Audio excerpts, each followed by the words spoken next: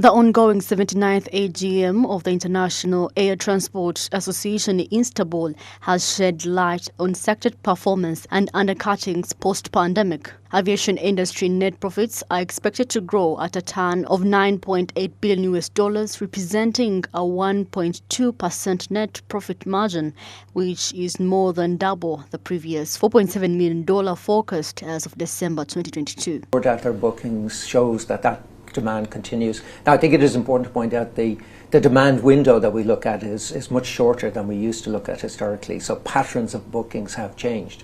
But yeah, the industry is confident.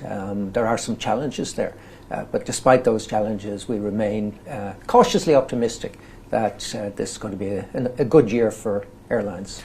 Cargo volumes are expected to hit 57.8 million tons, which has slipped below the 61.5 million tons carried in 2019 with a sharp slowing of international trade volumes. Total volumes are expected to grow 9.7% year over year to $803 billion, the first time that industry revenues will top to $800 billion mark since 2019. 4.35 billion people are expected to travel in the course of this year, a figure close to 4.54 billion who flew in 2019. Analysts suggest that profit will be driven by North American carriers at an expected $11.9 billion and European operators at a net profit of $5.1 million.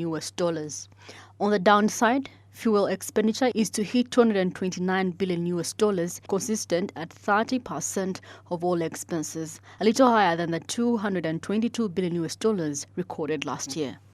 We're seeing problems in Europe. So while airlines and airports were criticized last year for not getting resources in place in time for the recovery, I think the airlines have done their bit. Most airports, I think, are in good shape, but air traffic control is going to be a problem this year.